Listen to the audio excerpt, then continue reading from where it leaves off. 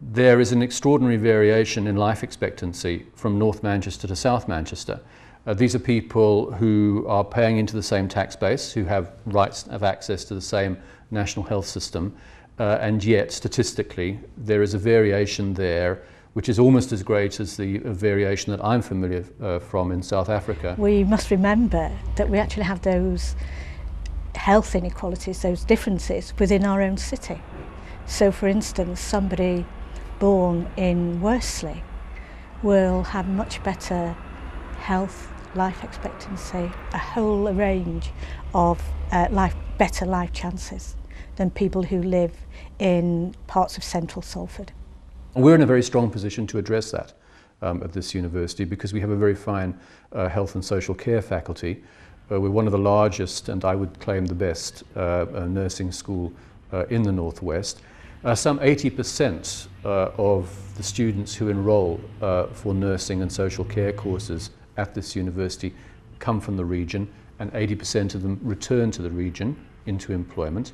A significant number of them are somewhat older students who are re-entering higher education because of a sense of vocation to retrain into health and social care.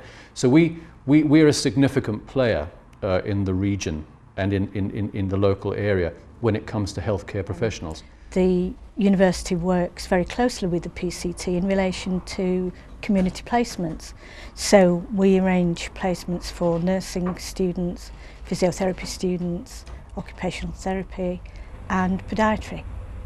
And in fact the university have a podiatry clinic which is open to the public.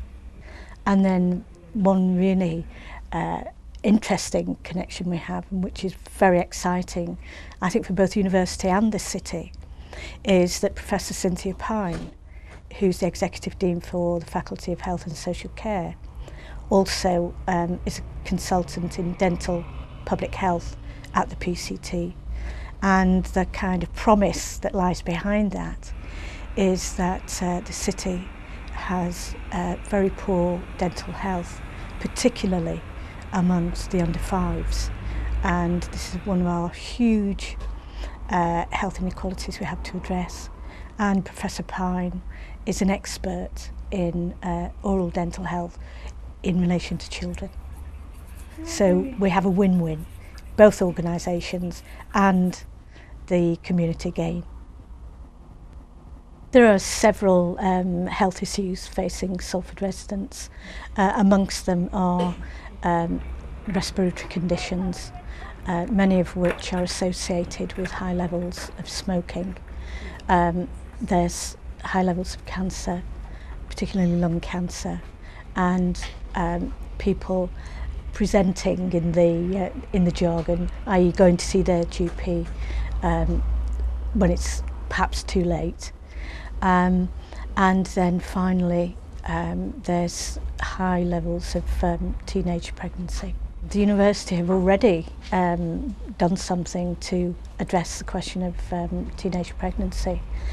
Barbara Hastings-Asturian from the Faculty of Health and Social Care developed a board game which is focused on reducing teenage pregnancy.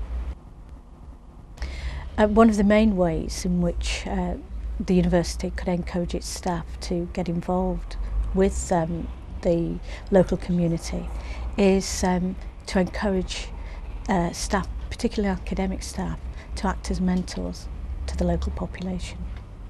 I'm very interested in the whole area of staff volunteering, how we can recognise and reward staff volunteering in communities. A lot of other organisations do that very effectively.